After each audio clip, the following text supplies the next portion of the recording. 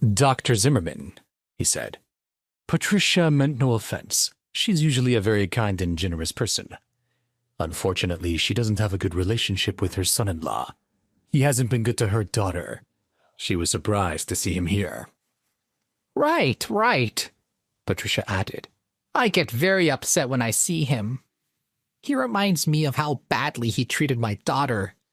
Please, I was upset with him, not you. I apologize for my bad behavior. She and Chad looked at each other and nodded. They were in a silent agreement that the best way forward was that for the two of them to team up and push all the blame on Chase. Chase found it all too funny. His mother-in-law appeared to be willing to do anything to prove her perception of him was correct. When Roland caught wind of Chad and Patricia's angle, he became even angrier. The fact that Chase had stood up for them just moments earlier was too generous. He was clearly the better man, whether he had money or not. I've made my decision, he interrupted. I'm very sorry to disappoint you, Chad, but as I told you numerous times already, I believe in treating everyone with respect. I know you have apologized, but we both know it was empty. I'm sorry. I will not be able to help you with your friend's daughter's treatment. There are many other qualified doctors out there that will be able to assist you. He paused, turning his attention to Patricia.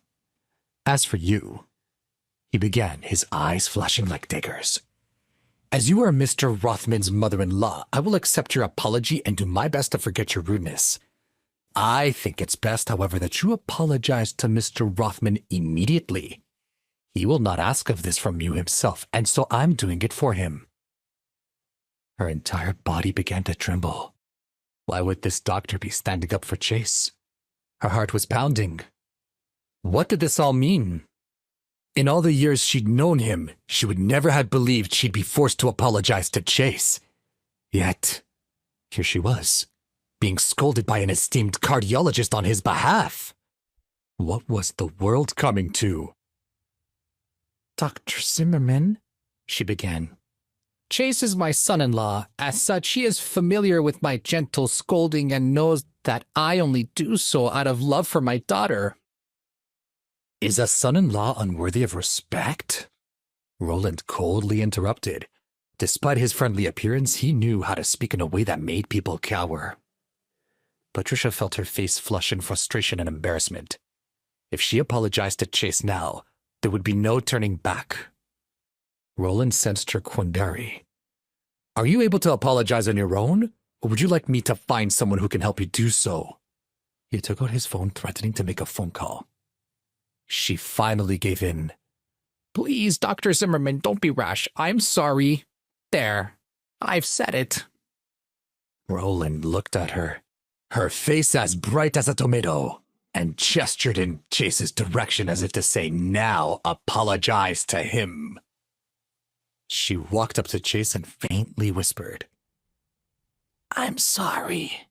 She hung her head low. Upon seeing this, Roland finally nodded his head in satisfaction. He signaled to his interns that it was time for him to leave. Before he could go, Chad shouted out, Dr. Zimmerman, now that the matter has been resolved, I wanted to ask. Roland left the lounge without looking back. Chad ran after him, leaving only Patricia and Chase in the lounge. Chase looked at her, really looked at her, and noticed, almost for the first time, how unattractive she was. Her cold eyes were shooting daggers in Chase's direction. In all of her years, Patricia had never been humiliated like this. She had actually lowered her head and apologized to Chase. She would never be the woman she once was. Her anger was on the verge of spilling over. Chase saw this and quickly said, Patricia, are you okay? For not the first time this week, Patricia screamed at her son-in-law in a burst of rage. Are you happy now? You think you're so brave having Dr. Zimmerman fight your fights for you?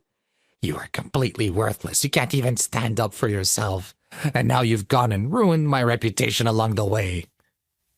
Although Chase was furious, he tried his best to comfort her. You can't blame me for this, he said. I never asked him to stand up for me. If you remember, I asked him to leave it alone.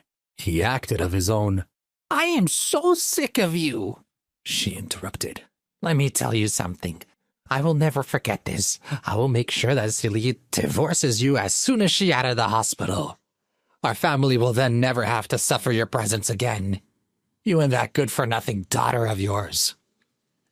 Hearing her insult thought he was too much. There were only two things Chase really loved in that life. One was Celia, and the other was their daughter. He could only take the insults and poor treatment that people hurled at him, but he would not stand for anyone insulting the loves of his life. The more he thought about it, the angrier he became. How dare she speak of his daughter that way, her own flesh and blood? Who could be that callous and cruel? He couldn't stand it any longer. He pointed at her and yelled loud enough for everyone in the room to overhear. Patricia, I've been tolerating you for a long time. I love Celia and you are her family. I've allowed you to insult me, to abuse me, to undermine my reputation. I take it all because I love Celia and I don't want to make things difficult. But now, your own granddaughter. How cruel are you? She is innocent in all this. How dare you? I hope for her sake that she never learns how easy it was for you to toss her aside. Patricia was stunned. She hadn't expected Chase, good-for-nothing meager Chase, to stand up for his daughter. She looked around the room and saw puzzled faces looking at her, waiting for some sign that she wasn't the villain Chase painted her to be. She rushed up to him and shouted, How dare you say such vicious lies? Do you think that I will sit idly by and let you drag my name through the mud? I don't want to hear it anymore, Patricia. Chase was furious. For Celia's sake, I just hope that you can begin to show me and your granddaughter more respect. Respect? Patricia continued. Look at you. How could you possibly think you are worthy of my respect? Don't back me into a corner, she threatened. Or I will make things exceedingly difficult for you. You will never see Celia again. If it was possible, Chase became even angrier. Celia and Dottie are my family. It is not up to you to decide anything. I am the man of the house. Me. You are nobody as far as I'm concerned. Patricia was flustered and exasperated. She hadn't expected him to be so daring today. She wanted nothing more than to see him suffer. Please subscribe to the Pocket FM YouTube channel and press the bell icon for instant notification. Check out our channel for more such exciting shows.